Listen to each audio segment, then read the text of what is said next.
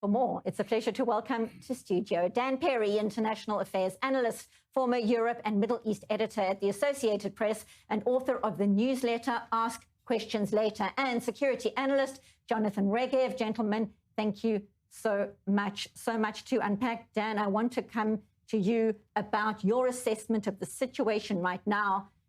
Technical talks in Qatar, mediators are Pakistan and Qatar, and we're hearing now so much concerns about what could unfold between now and the midterms, and then again thereafter. Your assessment?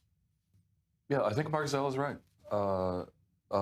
Trump is going to play for time, risk looking ridiculous until the midterms, because the American people aren't really prepared and have not been prepared for a continuation of actual warfare, nor for the economic cost of the mutual blockade of the Strait of Hormuz, which would lead to inflation and energy prices and probably recession globally.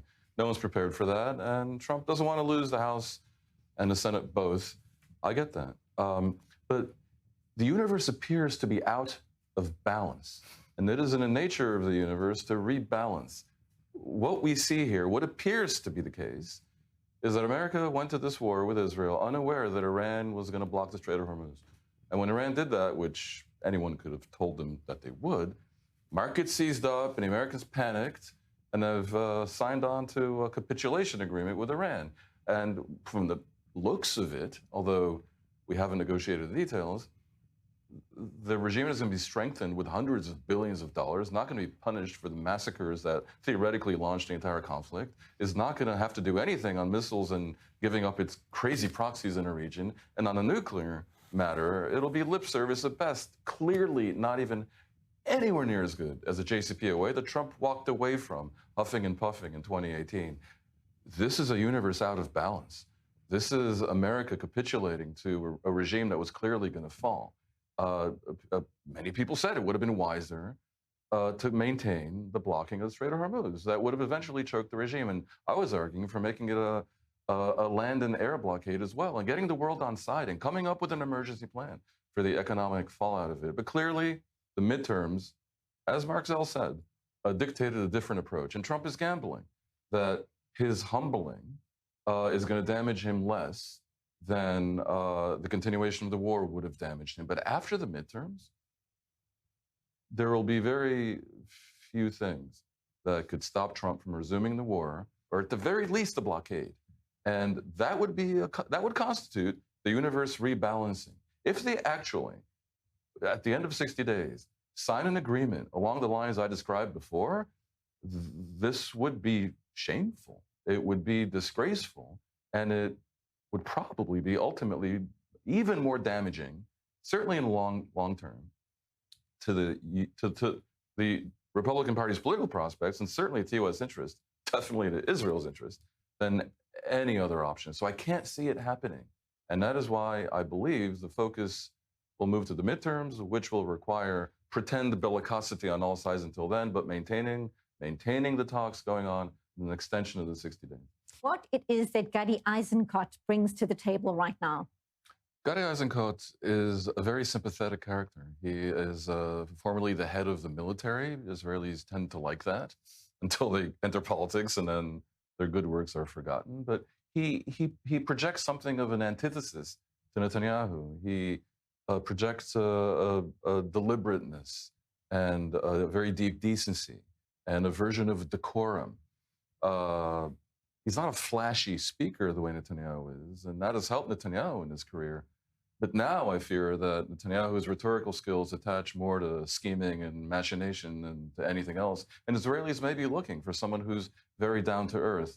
Eisenkot also lost his son in the war, and famously did not let any of that impact his position when he was in the cabinet in the early months after October 7th. So he has emerged as a leading candidate on the left. It's very interesting that he refuses to play Netanyahu's game of disqualifying the Arab parties. That may indeed be necessary. About this disqualification, I have to say, ever since Israel entered a two-party system, effectively, a two-camp system, it was the right religious and Haredim and Likud against the center-left Arabs. It was always that. And in all the polls, you would see these two blocs compared. Netanyahu's very clever. He, well before October 7th, began to delegitimize the Arab parties because they're not Zionist. Well, guess what? The Haredim aren't Zionist either. An argument they got as though essentially. Yeah. So I'll tell you what, the real polls should be looking at the two blocks. And the two blocks right now in almost every poll, since Netanyahu began his effort to turn Israel into an elected autocracy immediately upon election, have shown about 70 seats for the opposition and 50 for the coalition. That 20-seat, 18% gap is historically unprecedented since 1977. Remarkable. And so Netanyahu faces the likelihood, I think, that he probably will not get a majority. He's going to try to delegitimize the idea of the center-left opposition in any way resting on the Arab parties. I have to remind all the viewers, no one disputes that Yitzhak Rabin won a 92 election. That was with 61 seats. Those 61 seats included Arab parties. In order to have a bigger government, he then got Shas to join him with a few boibles. But the thing that gave him his victory was 61 seats, including the Arab Party. Eisenkot, I think, will probably, if the polls today are correct and nothing else changes, have 70. Naftali Bennett, the former prime minister, outlining earlier that the head of the octopus, the regime in Tehran, remains standing, pointing obviously to the security failures in recent months. How big a deal is security when it comes to people casting their votes? I want that answer from both of you. Dan, I'm starting with you. It's a huge big deal. But security now attaches also to the Agrit the Haredim for refusing to contemplate even conscription in the army. So the Haredi issue becomes conflated with security. But of course, it's very big, which is why, by the way, you won't hear Eisenkot speaking of a pullout tomorrow from the West Bank, because Israelis understand that there is a danger there with a potential replication of October 7th, this time from the West Bank, if such a thing were to happen. I think the center left in general is going to be very cautious about making statements that suggest that they will be conciliatory towards Israel's enemies. And in fact, on an issue like the Iran war, for example, where our colleague Jonathan Regev was speaking just before about whether Israelis are ready for a third round, I think they actually are. And you will find the opposition, whether they're in opposition still or whether they're in a government, supporting a very activist approach to Iran, because on real deep security issues, like the need to end Iran's supported proxies and to end their nuclear program, there's pretty much consensus in Israel. Which is why, and it's dangerous to put this one in the archive, Benita, I don't believe that security issues will be a central set of issues in this election. You've said that before. Tell us why. Because I don't think, to continue what Dan was saying, I don't think it distinguishes between the two camps. If you look at Israeli politics in the recent past, the issues that mobilize people, that get people's juices flowing, whether it be at a parliament outside a cafe on a Friday morning or on the streets of Tel Aviv on a Saturday night, are not the security issues. They're the cultural issues. The question of whether Israel is run by an unelected elite that is simply institutionalized as a legacy, as a privileged legacy of the old left-wing camp, or, on the other hand, the story from the other camp that the Israeli right is destroying democracy by destroying the civil service and destroying institutions and destroying their role that they play in the society in order to take them over. This cultural thing about whether it's the elites or whether it's an autocracy, on the other hand, or a dictatorship of the majority or of the minority, that's a thing. But I doubt Netanyahu will make it the central thing, because all the polls showed that his effort to Putinize the country on the strength of the argument that these are elites that want me not to do this was extremely unpopular, and that began his slide in the polls. But this will factor in.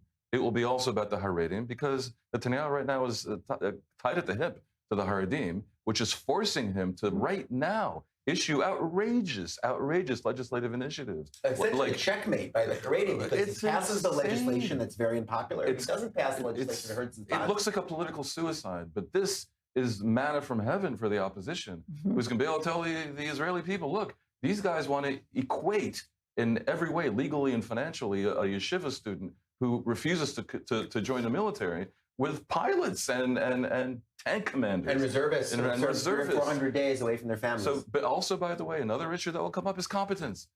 The government's response to October 7th was reflective of what happens when you have the kind of deep cronyism and corruption that you have in Israel under the current government. Nothing worked. And in the course of the war since then, the military worked, but the strategy side didn't work. Israelis have noticed this. That is a variation of the culture war issue. And this goes to my point. You are absolutely right about that. That October 7th comes, but that is a variation of the culture issue, and that is why at a deeper level, it's not an October 7th issue, it's an October 6th. What is sure, the election is going to be extremely hard fought, very toxic, and there are real fears in large swaths of the Israeli public that there will be cheating on the part of the government. I have to warn everyone to expect at least the claims of that, if not the reality of it. That certainly is going to be a fascinating few months ahead. No doubt this conversation will continue